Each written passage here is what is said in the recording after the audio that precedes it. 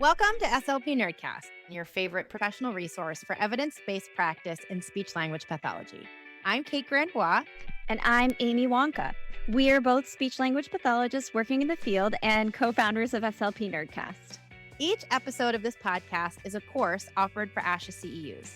Our podcast audio courses are here to help you level up your knowledge and earn those professional development hours that you need. This course, plus the corresponding short post-test, is equal to 1 certificate of attendance. To earn CEUs today and take the post-test after this session, follow the link provided in the show notes or head to slpnerdcast.com. Before we get started, one quick disclaimer. Our courses are not meant to replace clinical advice. We do not endorse products, procedures, or other services mentioned by our guests unless otherwise specified. We hope you enjoy the course.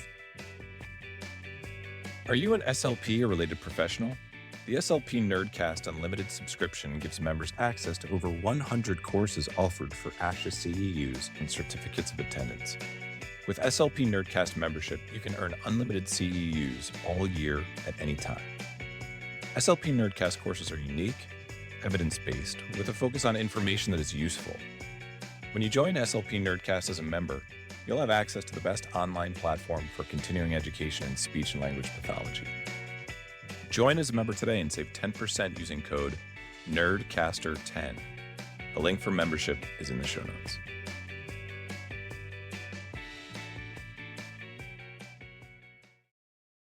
This episode is brought to you in part by listeners like you and our corporate sponsor, Feeding Matters. Advance your pediatric feeding knowledge at the entirely virtual International Pediatric Feeding Disorder Conference, held live April 24th through the 26th, 2024, with all sessions available on demand for 30 days. Earn over 20 CEUs on your schedule. Visit feedingmatters.org/conference for more information. Hello, everyone. Welcome to SLP Nerdcast. We are really excited for today's episode. We are here with 2 expert guests to discuss social justice curriculum in schools. Please welcome Lauren Tavares and Sarah Hasse. Hi. Lauren and Sarah, you are here to discuss social justice in speech-language pathology. But before we get started, can you please tell us just a little bit about yourselves? Sure. Thanks for having us. Hi, I'm Lauren. I am a school-based SLP. I work in a kindergarten through 8th grade public school. I work in classrooms from kindergarten through 3rd grade, and I get to teach in an autism program with kindergarten through 8th graders.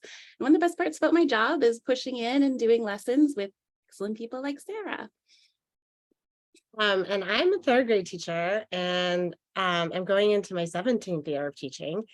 And social justice work is basically one of the biggest highlights of my job. And I love that I get to collaborate with Lauren and create this wonderful curriculum for our students. Here at the Nerdcast, we love it when individuals in different disciplines get together and collaborate. So we're really happy to have both of your perspectives here to teach us more about social justice. Before we get into the good parts of the conversation, I do need to read our learning objectives and disclosures. I will get through that as quickly as I can. Learning objective number 1, define social justice and how it relates to ethics in speech-language pathology. Learning objective number 2, list 2 components of infrastructure that support social justice curriculums in schools. And learning objective number 3, describe how social justice is related to curriculum in an educational setting. Disclosures, Sarah's financial disclosures. Sarah works for a public school and is paid to facilitate a seed group. Sarah received an honorarium for participating in this course. Sarah's non-financial disclosures, Sarah has no non-financial relationships to disclose. Lauren's financial disclosures, Lauren is an employee of a public school and is paid to facilitate a seed group. Lauren received an honorarium for participating in this course. Lauren's non-financial disclosures, Lauren is a member of the American Speech and Hearing Association. Kate, that's me. I am the owner and founder of Grandbois Therapy and Consulting, LLC, and co-founder of SLP Nerdcast. My non-financial disclosures, I am a member of ASHA SIG 12, and I serve on the AAC advisory group from Massachusetts Advocates for Children. I'm also a member of the Berkshire Association for Behavior Analysis and Therapy. Amy, that's me. My financial disclosures are that I'm an employee of a public school system and co-founder of SLP Nerdcast. And my non-financial disclosures are that I'm a member of ASHA Special Interest Group 12, and I participate in the AAC Advisory Group for Massachusetts Advocates for Children. All right. Sarah and Lauren, can you please tell us a little bit about your journeys and what led you to learn more and to want to learn more about social justice curriculums? Sure. So for me, and I think for a lot of people, this has kind of been a lifelong journey. I grew up in a suburb of Boston, and I was one of very few people of color in my town. I was the only Black person in my grade. And it was the 90s, and the predominant practice was to be colorblind. And I found that really harmful growing up. It really ignored a lot of my lived experience and what I was going through and what I brought to school with me as a learner. And then I went on a personal journey myself. And when I came to work at my current school as an adult, I was really lucky because Sarah and a few other colleagues had already started meeting together and collaborating around social justice in the classroom. And it was so exciting. It was really exciting to see people already doing this work and start to be part of creating a really kind of robust educational experience for our students, and especially where my own had really been lacking. Yeah, when I started teaching, the principal at the time was very into having talks about anti-racism, and often our faculty meetings would be about that. So that's kind of when, I mean, I think I had little bits of this throughout my own childhood, but I grew up as a white woman, and a lot of it, I also was indoctrinated with being colorblind and not talking about it and ignoring it. So when I got to my third year, I took a course that kind of just changed my whole life. And from there, it just led me to do more and more social justice courses. And one of them was White People Challenging Racism, which is outside of the Cambridge, they have an out of school sort of thing for adults. And I took that course, and then I met with a bunch of people at my school, and we wanted to really just form an accountability group with each other. And we found this great resource called Raising Race Conscious Children, and where they have a list of strategies that you can try. And it's, it's geared towards parents talking to their kids about race or about ableism or whatever. And we just really loved it. We had some training with them, and we decided as a group we wanted to read a picture book, and we wanted to name race. And then we wanted to meet every month just to see how we were doing. And then it's kind of grown from there, where now we did take a little bit of a break during COVID, but then we came back and did it again. But we do find time during our collab time to meet at least once a month. And it's not a lot of time, which we've always wanted more and more and more time. But it's just been this amazing thing where we've built this community that is all driven to be, race conscious, or just conscious and able to talk about difficult things with our students and our staff. And because of that, our principal, 3 years ago, Lauren, she asked us to do, the SEED leader training, which is seeking educational equity and diversity. And we both did it. And we have trained now, I think about 30 people in our school. And it's the only school in our district that has had this much input. And I think it's because we've built this small group that then has really expanded out. And it's amazing. And it's so empowering and awesome to see that our school is so driven to do this. And I love this work because there's nothing better than, reading a book with a student or students and having conversations with them, and then just seeing them feel seen and being understood. And it's the best. So that's how I came here. So you've mentioned that you both are SEED trainers, SEED facilitators. I'm not quite sure what the terminology is. And you mentioned this training. I know you're going to mention it a few more times as this episode unfolds. Can you tell us a little bit about the structure of the training you went through? I presume it wasn't a 1-hour webinar that you took. I assume it was a little bit more intense than that. Can you tell us a little bit about it? Do you want to start, Lauren? Sure. So Sarah and I took this training through the National Seed Project a few summers ago, and they train educators in how to work in areas of social justice in schools. And our job, we got training to facilitate groups for our colleagues to learn about social justice and really think about yourselves and think about how you grew up, like where your biases are, what you're bringing to the table in the classroom, those kinds of things. And that's how we do our groups. Our training was 2 weeks over a summer, where we just went full in on learning, and we had groups, and we had our own sort of seminars that we really engaged in with all different groups from people all over the US. Yeah, and the focus of it is to tell our stories and to really get to know each other through our stories. And that's kind of what they train us. And there's 10 different modules that we go through every month with our group. And it's really intensive, but it's always like whenever we have a meeting, we're like, oh my God, it's 3 hours. But then at the end, everyone was like, that's awesome. This is amazing. And it really is. It's been so awesome to do it, and to do it with Lauren, because she's just such a great collaborator. Thank you so much for sharing more about the training. I think it was just important to share that this is available. This is a resource that's out there, in case anyone, as we move through some of this content, wants to learn more about it. And we'll link all of that in the show notes as well.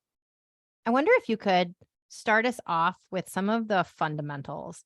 For example, what is social justice? I think a lot of us have heard this term, particularly in the last few years.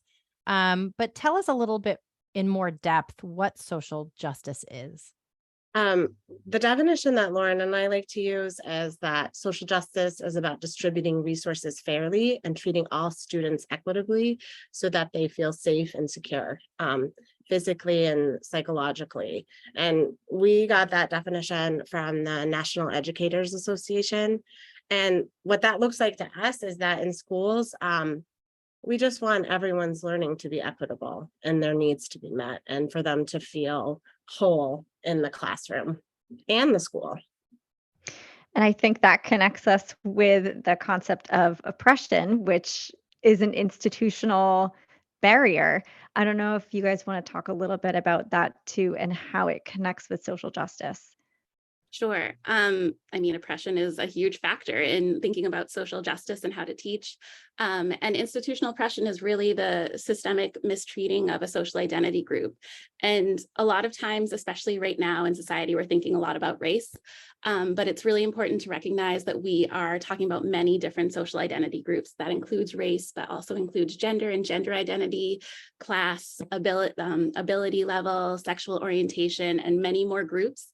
And then because we are whole people, oftentimes we identify with more than one of those groups. And so it's also the intersection of how those groups really, how we identify and how those groups impact us.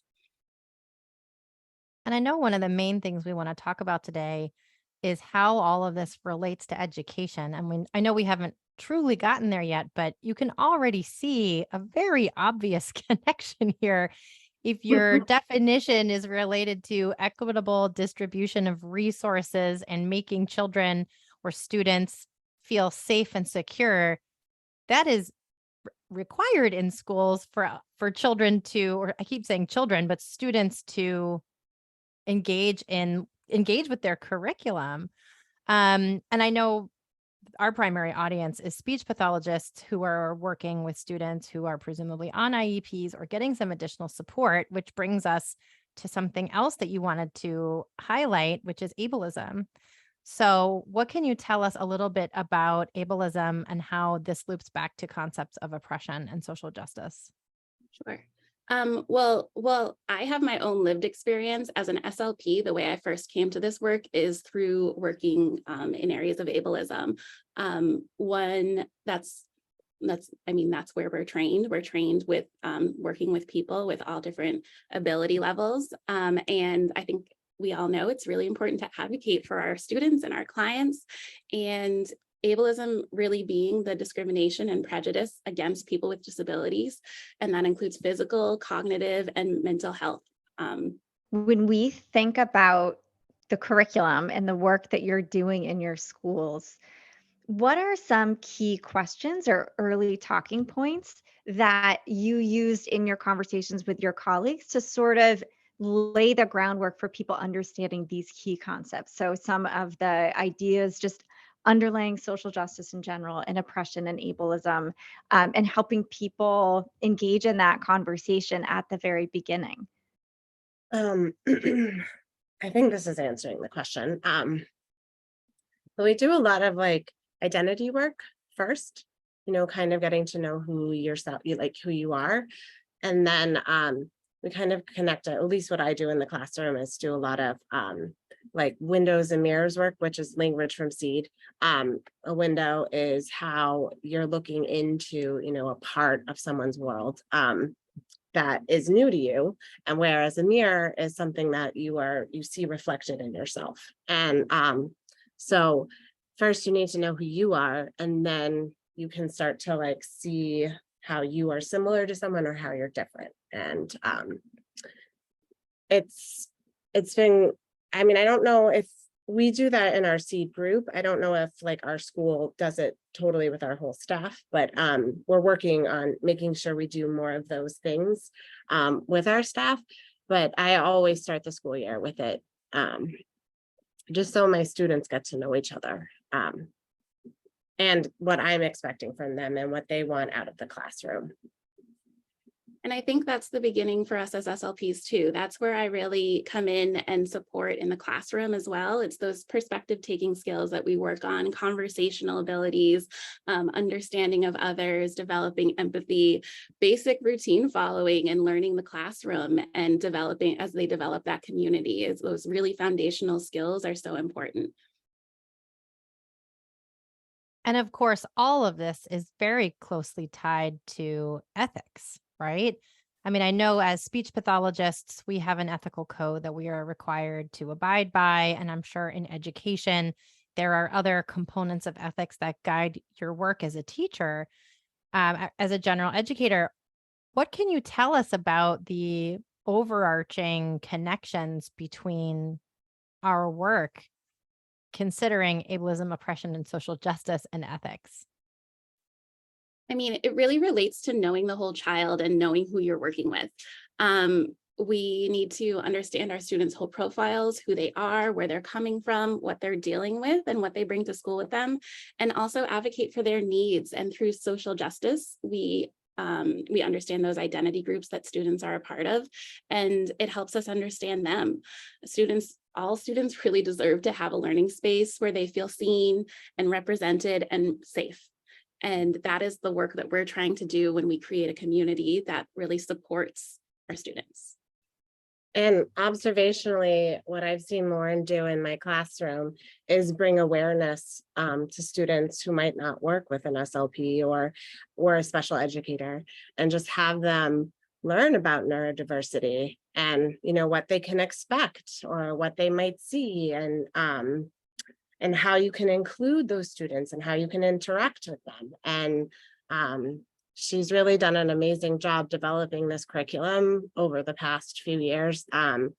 And we had like a very magical moment this year together where she taught her neurodiversity, unit, and along with like the community building we had done and all of that, we had students sharing their communication challenges with the class, which they had been very reluctant at the beginning of the year. And then by the end, they're like, oh, I want you all to know this about me. And the class was like, oh, cool. It was like a really just like a conversation. It wasn't like a big deal. It was beautiful. And, it influenced other people to share what they're, working on. And that's what we want for them, to like see each other and be aware of each other so that we can make these spaces where everyone feels safe and whole and represented. I think, and kids are really really receptive to these discussions. Like as soon as we open up the discussion, like they're ready to dive in and say like, so how do we help in the classroom? They've come up with ideas for students that I've worked with for a long time in areas that I've worked with for a long time that I've never thought of. They're like, oh, we should have that here, or we should do this for our friends. And they're really ready. They want to be part of this community that we're building. And just like naming race, like naming, neurodiversity, naming all those different parts of people is really reassuring to students too, because they like to know things and they like to know people, and it makes them feel like, oh yeah, I've seen that, or oh, I've never seen that. And it's really nice, especially because we have such a diverse school. So like it really helps them navigate their school. Everything you're saying makes me reflect on the title of this episode, which is Community Connection and Social Justice. What can you tell us about how concepts of community and connection, how do those concepts support embracing or introducing a social justice curriculum? I mean, the first thing is that you need a lot of support to really push forward in this area. And it's hard. And I think that the first thing for me was finding my community within the school, finding coworkers that help keep me accountable to my work, finding people that I can go and talk to who are on board and also working on this in their classrooms as well. Finding support within administration was huge for us. And then also just really thinking about the community we have in our school, thinking about what our students' homes look like, what our students' backgrounds look like, and what the families are doing at home. Yeah. And we've been very fortunate that we've had so much funding as well to build this community and to get more training and to be able to continue this work.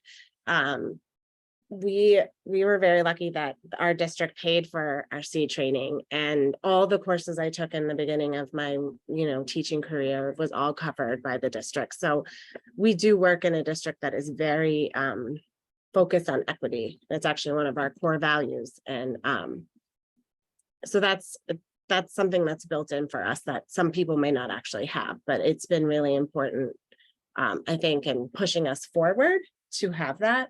But I honestly couldn't continue this work if I didn't have people like Lauren and the people at our school who were doing like the small group stuff and working together. And I think if you're listening and you're in a less well-resourced district, there are, I don't know if either of you have thoughts about other ways that people can sort of pursue this education, if you don't have that level of financial backing from your district. I think, to Lauren's piece about the importance of having coworkers who are forming that community with you. I think that that's something you can potentially do. You still need administrative support to some degree for the time. But I think, it sounds like you guys went through a lot of training and professional development on this journey. I don't know if you know of any resources for people who might not be able to get that piece of infrastructure support in place. Yeah. I mentioned this before, but Raising Race Conscious Children is a really great website you can go to. Learning for Justice is another really great one that we use a lot. There's just so many books on this. So something that was the most popular of all of our meetings that we used to have and still have are whenever we had a book club. So we would choose like a fiction book or a nonfiction book, and we would read it and talk about it together. We also used to listen to podcasts and maybe share that out with each other. But books are always, I feel like, in the classroom and out of the classroom, a great way to start and grow your knowledge in this area.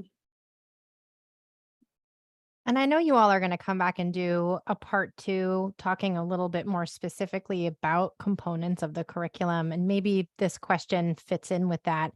But I wonder if you could tell us a little bit about any strategies you might recommend for someone who's listening who maybe wants to bring this curriculum into their district, but is maybe the first person to consider something like this or anticipates a little bit of pushback from administrators. what are some of the benefits of bringing this into bringing this into an infrastructure as a new concept? Or what are some selling points that someone might be able to bring to their administrations? Go, Lauren. Well, something that worked for us, like Sarah said, in our district, equity is a core value. A lot of districts have language that say what their values and plans are.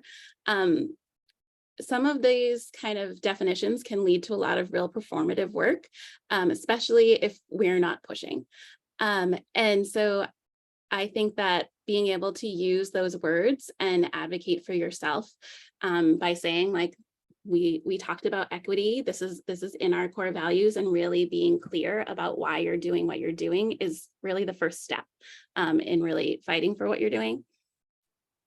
And I also think you can, if there's any pushback on that, you can always do it as part of your building of your community in your classroom. Because, if you do a lot of identity work, it's not necessarily going to raise red flags. It's because students are sharing about themselves and you're learning about each other. And they get to know each other. They get to know where their names came from. They share all these things. And through that, you're learning other people's stories, which then grows your empathy and compassion for people in the world.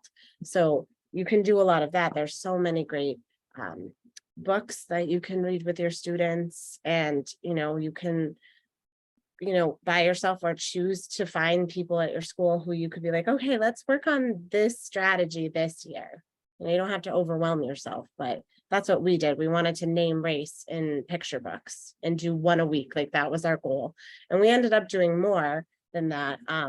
But that's where we started. So you can start small, and it could just also, I know a lot of people just want to work on their own and just listen to podcasts, do readings, find articles, read books, fiction and nonfiction, just so that they can grow their awareness as well.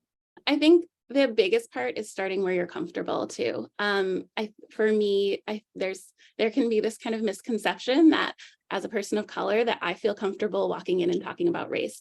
That was not always the case. I did a lot of learning to get to where I do feel comfortable in that area.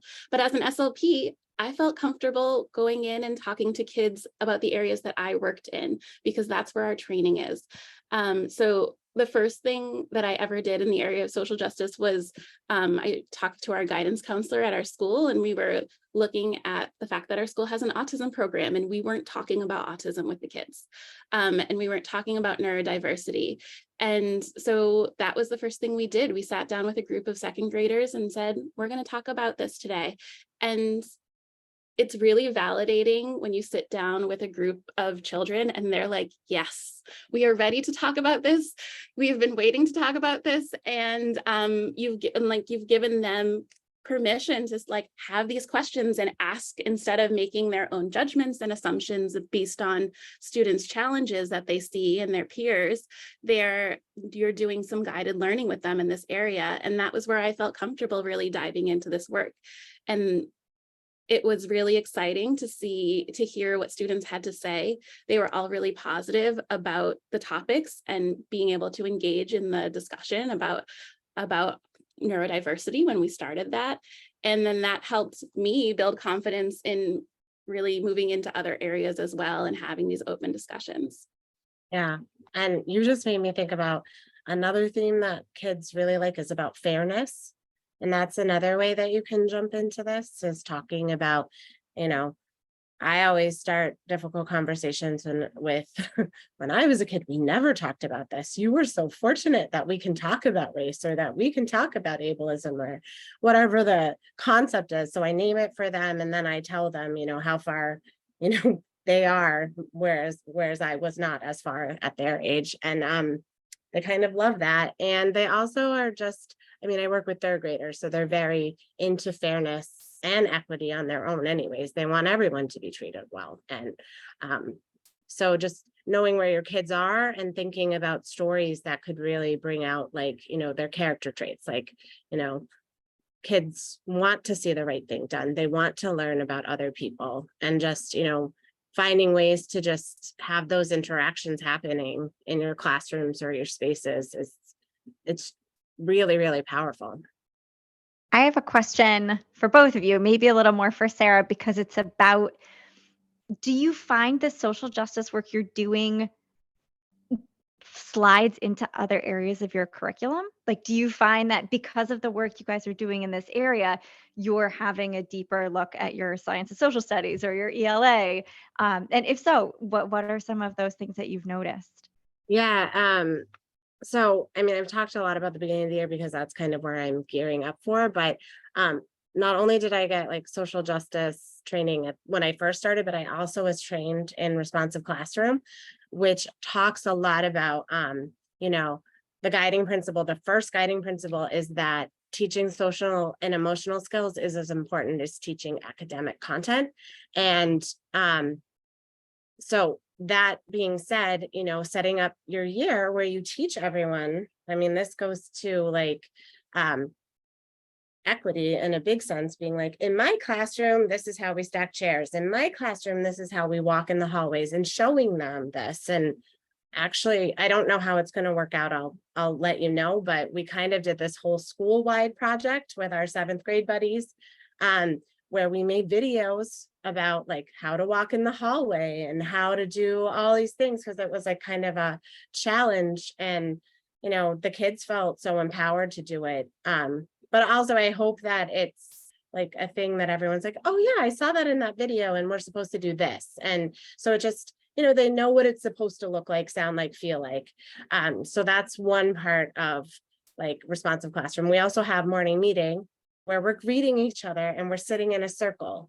And I really like push it every day. I'm like, you have to sit in a circle. You have to talk to each other. You have to say good morning.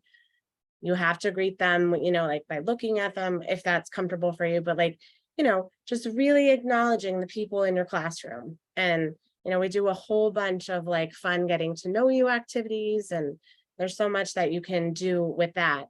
And then this social justice work, you can really put it into everything. So you can have it in your reading. You can choose your read alouds and what you want to convey, like what messages do you want to put in there. And I said this before, but talking about windows and mirrors and really having them think about, oh, am I like this character? Or am I different from this character? And it's kind of nice with a book because it's not a real person. So it's like, it's doing the work and practicing it in a way that might not be as like nerve-wracking for students. And a book that I use now is On the Day You Begin by Jacqueline Woodson. That's a great book to start the school year with. It shows a lot of different perspectives, and it starts so many of our conversations off, on the way that I want them to go for the school year. I used to use First Day Jitters, which is also an awesome book, but that didn't always set the tone in the way that I wanted it to go. So reading, you can really push that. And from there, like our district is also looking into diversifying our books and having different characters and all like representations of all that sort. But if your district isn't doing that, there's so many people you can follow on Instagram. You can find all sorts of book lists that you could focus this work on too. We also, this goes into our social studies units because we talk about the Wampanoag. We always start the year talking about Indigenous Peoples Day. And our district changed it from Columbus Day. And so it's always a nice conversation to have about like, why would we change that? And, this is what you should know about Columbus. And then when we talk about the Wampanoag, I've really worked on this for a few years, but just thinking about, they're still here and telling the stories of resiliency and how they overcame that like massive oppression that they faced then and now, and just talking about their relationship with the Pilgrims and why they needed each other and how like that worked. And I think if you focus on resiliency versus like, I mean, you have to talk about the sad and horrible things too, but you have to show how people overcame this and kind of focus on that. And then the final place that we do a lot of this work is in writing. We have a persuasive writing unit, and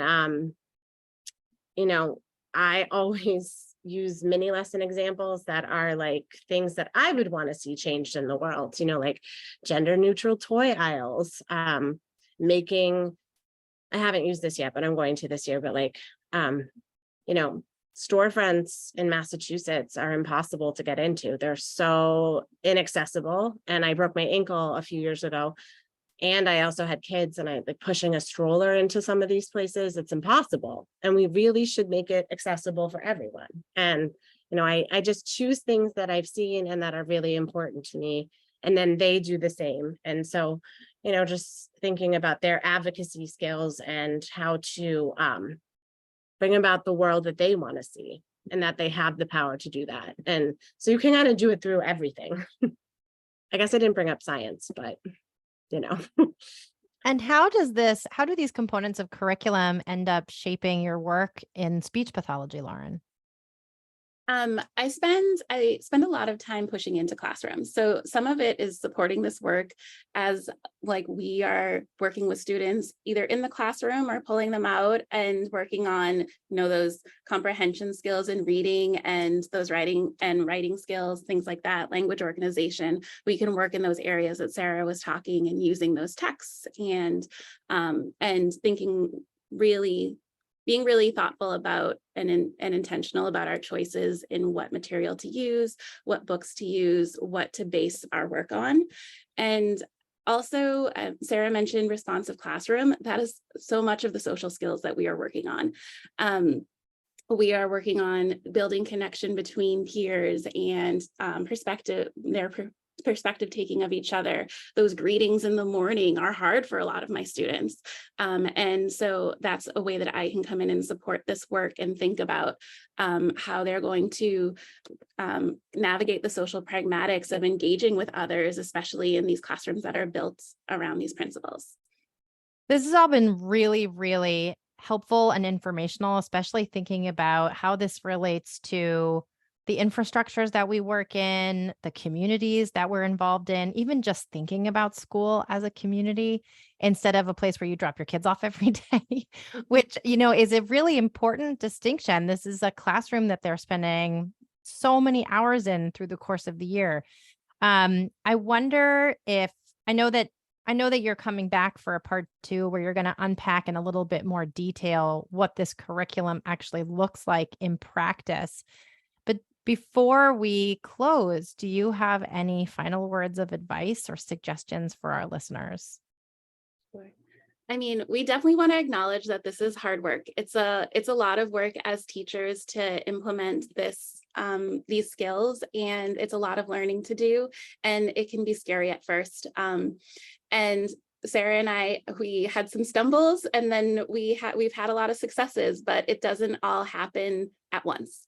And so it's really in finding your people, finding your support, building your confidence, and starting small. Start with where you feel comfortable, start with one strategy, and find what's important to you to begin.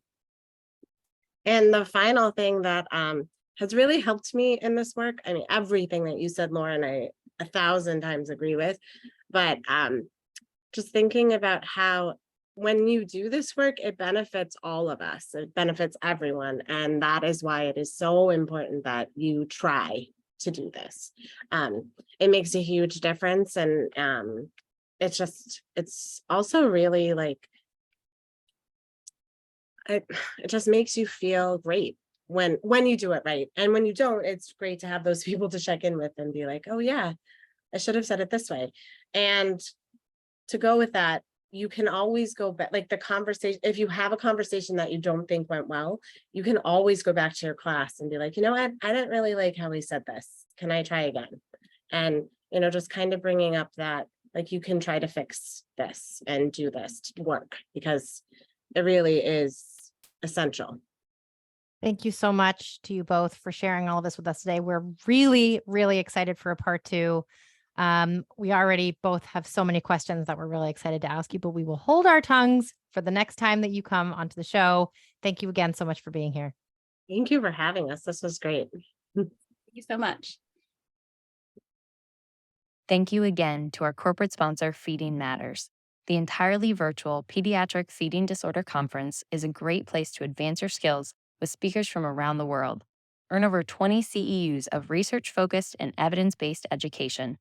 Learn more at feedingmatters.org/conference. Thank you so much for joining us in today's episode.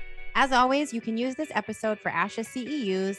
You can also potentially use this episode for other credits depending on the regulations of your governing body. To determine if this episode will count towards professional development in your area of study, please check in with your governing bodies, or you can go to our website, www.slpnerdcast.com. All of the references and information listed throughout the course of the episode will be listed in the show notes. And as always, if you have any questions, please email us at info@slpnerdcast.com. Thank you so much for joining us, and we hope to welcome you back here again soon.